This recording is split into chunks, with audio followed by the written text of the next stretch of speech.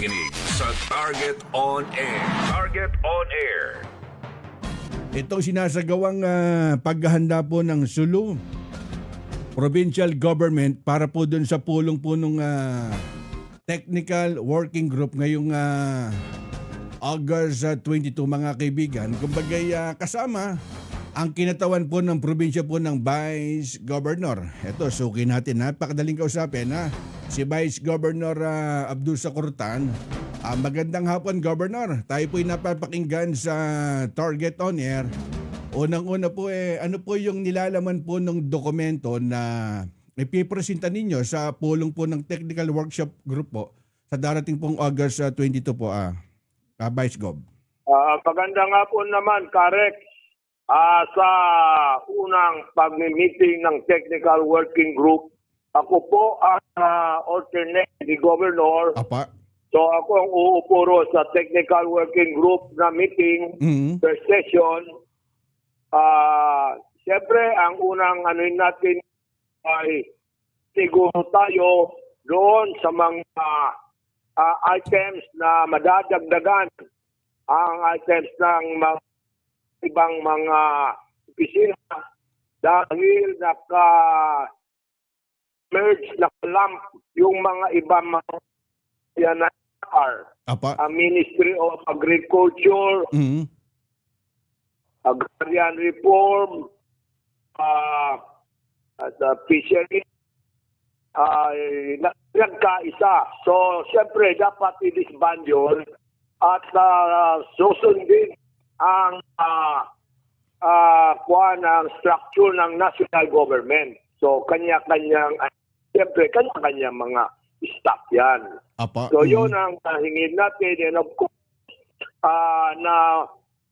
naniniguro tayo na yung mga salaries ay walang delay galing sa national government. Yun ang, although, may assurance naman sa atin si President Ferdinand Bongbong Marcos Jr., at kanyang mga gabinete na wala tayong kapahala dahil iyan ay sinunod lamang nila yung order ng Supreme Court kasi sa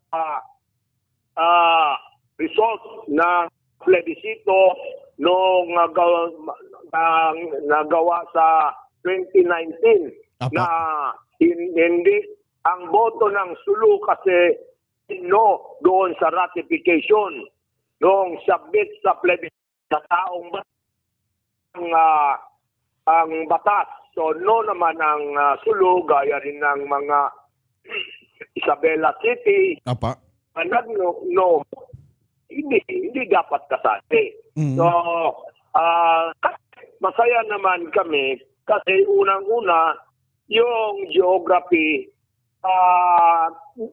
wala naman logic na kikita namin doon dahil kalayo-layo ng Cotabato, doon ang regional government center.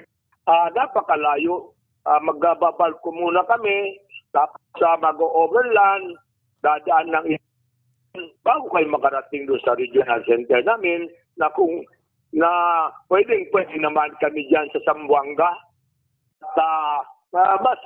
Marami naman mga tausog. Apa. At Vice Gov, bali sa ngayon po, may nakikita po ba kayong challenge po dun sa proseso, dun sa transition po, Vice Governor?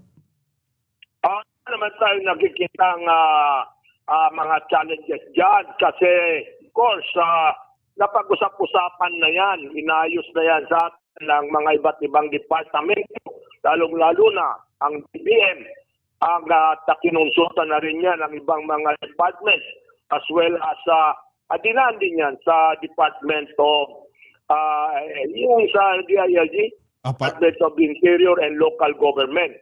So, dumaan nila sa kanila yan, review nila yan, at dumaan na yan sa office ng Presidente bago yan. Siyempre, inaral yan ng office ng President doon kay Executive Secretary Bersamin.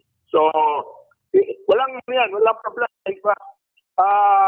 Minikinig ko kahapon lahat ng mga opisyal ng mga different national offices sa probinsya. Apa. So, submit sila by Friday, submit sila lahat ng plantilla, both mga items, mga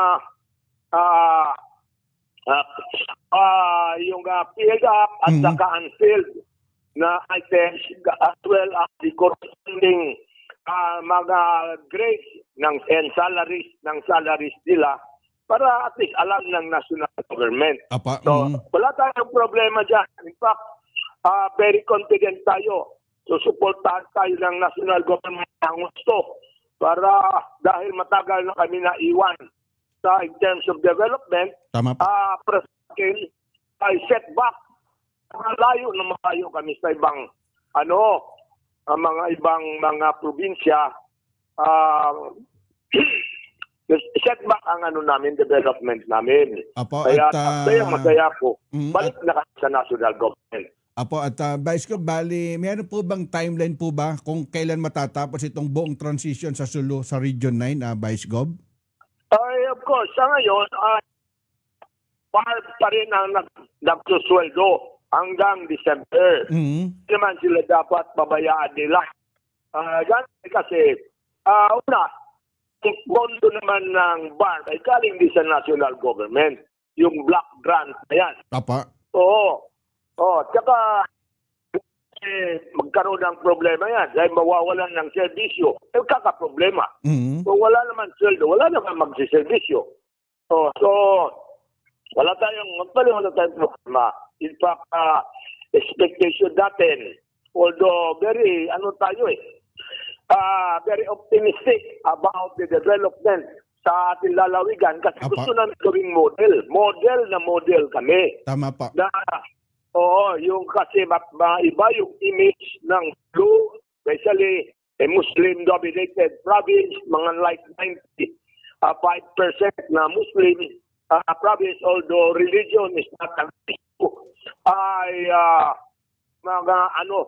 mapakita namin napaka-peaceful ng Sulu, development mabilis.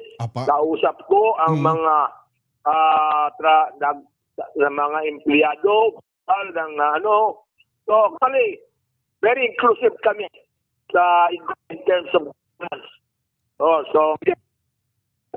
namin the model ang Sulu. Apo, at Vice Gov, bali paano to? Hindi po ba paano po ninyo titiyakin na hindi po maaapektuhan ang serbisyong publiko lalo na po doon sa mamamayan sa gitna po doon sa transition, Vice Gov? Hindi naman wala problema. Wala maapektuhan na serbisyo. Kasi suswelduhan. Suswelduhan na yan sila lahat ng national government. Kasi magsusweldo ngayon hanggang December. So, wala tayong problema. Especially on health. In fact, gaganda kasi yung mga hindi pa na nabigyan ng mga items like mga teachers, 1,700 plus unfilled items ng teachers, ay bibigayan ng national government. Imagine 1,700 teachers. Ang epekto niyan sa mga estudyante. Teachers ay talagang competent, more competent na magtuturo sa mga anak namin para yung generations of ng mga taksog ay mas magaling. At panghuli na lamang pong mensahe, Vice Gov, bali dun sa mga taga-Sulu tungkol dun sa paglipat po ng probinsya sa Region 9 at itong tinatawag po na change kaakibat ito. Mensahe po sa mga taga-Sulu, Vice Governor. Para sa mga nakikinig, wala tayong ikabahala. Ang national government ay hindi pabaya. So, tayo tutulungan at gagawin tayo model. Yan, pinapangako natin. I'm very confident about it. Because I have seen already so many years of governance. Since 1990 po yan yung autonomy. So, hanggang ngayon, for the last 35 years. So, you learn from what you had seen, what you saw, experience mo. Yan ang magsasabi kung alin ang mas maganda. So yan ang nadaanan ko. So maraming salamat Karex sa opportunity to be heard. Thank you. Wassalamualaikum warahmatullahi ta'ala wabarakatuh. Apa, salamat po sa pagkakataon, Vice Governor Abdul Sakartan ng Sulu Province. Vice Gov, ingat po palagi. Alamin natin ngayon ang iba't ibang mga kaganapan at kagalingan ng iba't ibang mga gobernador sa kani-kanilang lalawigan sa Kumusta, Governor?